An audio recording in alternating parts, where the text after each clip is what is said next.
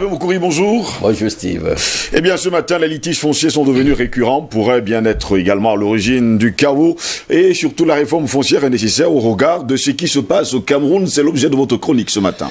Regardons-nous vraiment droit dans les yeux. Il est temps qu'on ouvre un débat sur le foncier au Cameroun. La réforme foncière s'impose donc. Si rien n'est fait d'ici quelques années, on pourrait vraiment assister à un véritable chaos. Depuis quelques semaines, les affaires liées au litige foncier occupent l'actualité. Alors face à la prédation et à la voracité de certains fonctionnaires, investisseurs et même acquéreurs de domaines, se dresse désormais une communauté ou alors des communautés jalouses de l'héritage ancestral, du patrimoine légué par leurs parents et à laquelle elles aspirent à préserver vaille que vaille. L'État ayant parfois pris l'habitude, et je pourrais même dire à faillisseuse habitude, de les déposséder de leur patrimoine au profit des investisseurs, parfois sans scrupules, qui exploitent outrageusement les vastes domaines gracieusement offerts, se contentant de tirer la manne sans toutefois contribuer au développement des villages et améliorer le cadre social des villageois.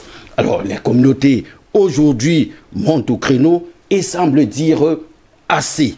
L'ignorance les ayant exposés à la corruption, à la duperie, à la spoliation, à l'expropriation sous le fallacieux prétexte pour cause d'utilité publique.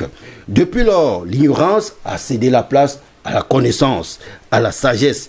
Il faut donc commencer à faire très attention. Même l'État qui joue de son influence ne semble plus susciter la peur auprès des communautés. On l'a vu avec, plutôt, on le voit encore avec les populations de Yingi, Yabassi, une partie de Ngambé et de Ndikinemeki, soit 85 000 hectares. Ces populations en passe d'être expropriées sont montées au créneau et on dit halt. Comprenons-nous bien. En fait, l'État veut se donner un titre foncier sur les 85 000 hectares. Une fois obtenu, ce sera le domaine privé de l'État. Alors le gouvernement pourra attribuer à un tiers cette surface. Les populations disent non, nous aussi nous avons besoin de quelque chose. C'est tout à fait normal, Steve. Les Banènes, pour la plupart, qui sont propriétaires de la plupart de ce terrain, ont été expulsés de ces terres en 1960 en raison des troubles liés au maquis. Ils ne l'entendent pas de cette oreille.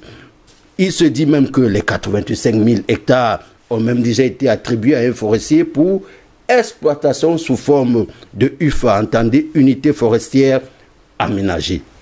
En ce moment, l'État du Cameroun fait face à une autre situation, cette fois-ci dans la vallée du Nthème, dans le sud du pays.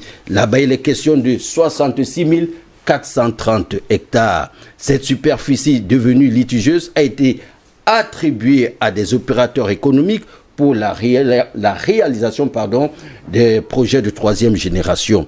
Alors, parmi ces opérateurs économiques, il y a l'industriel Emmanuel Niossi, propriétaire de New Industries, une unité de transformation de fèves de cacao située à Kekem, dans la région de l'Ouest Cameroun.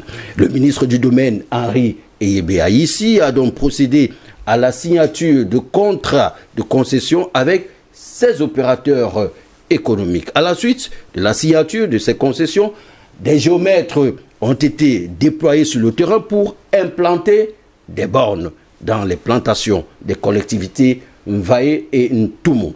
Une intrusion qui a vraiment suscité la colère des populations locales, déterminées à ne plus céder le moindre centime de parcelle. En fait, les communautés de la vallée du Nthème n'ont jamais été informées de l'utilisation de leur surface.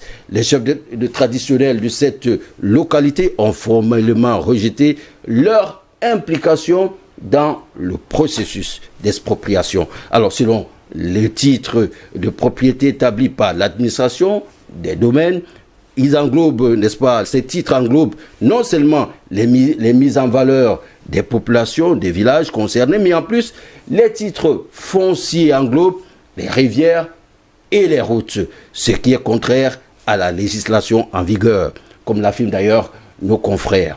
Les collectivités coutumières de la vallée du Nthème, c'est-à-dire Ntumu et Mvaye, attendent l'arbitrage tout simplement du chef de l'État. Des démarches administratives et judiciaires ont tout simplement été engagées. Alors, l'opposition des différentes communautés ou collectivités coutumières sont salutaires. Ces types de forfaitures, reconnaissons-le, doivent prendre fin. Ces types de forfaitures doivent prendre fin et risquent de provoquer un chaos. Seulement pour la vallée d'une thème, à cause justement des manœuvres inopportunes, injustes et asociales qui ne profitent qu'aux seuls fonctionnaires qui sont des, n'est-ce pas, qui manœuvrent derrière tout ça et qui sont même, je dirais, sans scrupules, n'est-ce une sorte de conflit maintenant sous-jacent à cause de leur cupidité. Voilà qu'un digne fils de l'Ouest parti investir au Sud est traité aujourd'hui de tous les noms d'oiseaux. Et pourtant, il n'est qu'un investisseur. N'attendons pas que ces administrateurs mettent complètement ce pays à genoux au nom de leur égoïste pour se réveiller. Justement, on espère tout simplement que le chef de l'État camerounais va justement trouver des solutions à ce problème, parce que quand vous touchez justement la ville, l'arrondissement de Ngambé, moi je suis juste là à côté, je l'ai dit, je vais encore le répéter devant ces antennes ce matin, nous ne voulons pas de ces gens chez nous. Donc, que personne ne vienne de ce côté-là. Parce que si jamais je trouve quelqu'un dans mon terrain que je ne connais pas, je vais le découper à la machette. C'est pas un truc que je préfère aller en prison. Mais justement, je pense même qu'il ne faut même pas essayer. Il faut dire que c'est l'État qui est derrière toute cette situation. Ce n'est pas forcément, n'est-ce pas, celui-là qui va venir s'installer.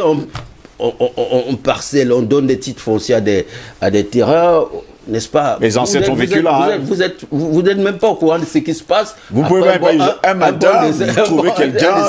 Vous trouvez que quelqu'un. Vous avez trouvé d'ailleurs. Ça se passe également dans la Sanaga maritime avec ce Chinois qui est venu prendre, je crois, 10 hectares justement pour faire une usine de chaussures. Des chaussures. Bon, voilà. Vous venez faire une usine de chaussures, ça ne prend pas 10 hectares. En plus, tu vois. Alors, on en a parlé d'ailleurs sur ce terrain. Vous ne pouvez pas venir quelque part. Vous prenez 10 hectares de terre juste parce que vous voulez faire des chaussures. Et d'ailleurs, même, je ne sais même pas si cette entreprise de chaussures est née. Voilà. Jusqu'à présent. Jusqu'à présent, tu vois, il sait même pas si c'est dans des années. Et même si elle est année, quand même, 10 hectares pour une usine de chaussures. Comme on dit au quartier, le gros cœur, en fait. Non, il ne faut pas quand même blaguer comme ça. Vous restez un peu dans les marécages et il s'accapare des bonnes surfaces.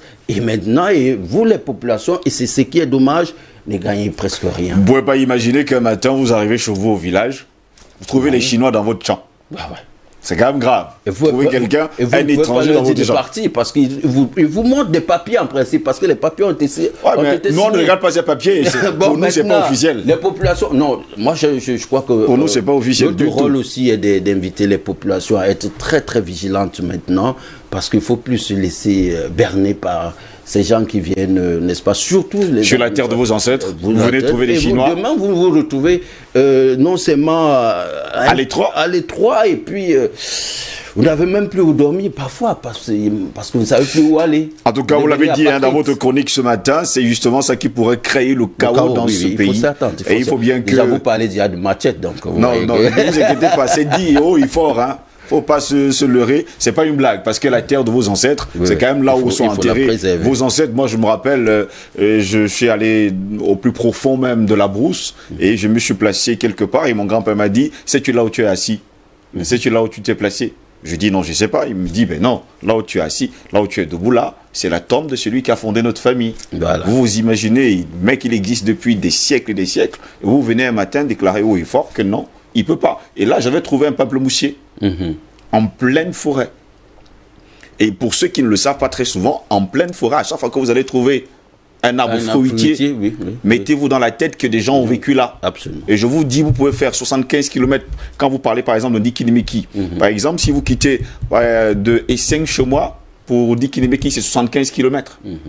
Ça, il faut que je vous le dise, parce que le premier village avant Dikinimeki, c'est Maboko. Et Maboko a quelque chose comme 5 à 10 km de Dikinimeki. Donc vous vous levez le matin, quelqu'un vous se lève, il vient, il dit, bon ok, vous êtes village chez vous, mais il ne faut pas blaguer quand même. C'est des choses qu'il faut arrêter de jouer à pile ou face. Merci beaucoup, Hervé Moukouré, d'avoir été là ce matin pour cette revue, cette chronique. Au plaisir de vous retrouver vendredi prochain pour une nouvelle chronique.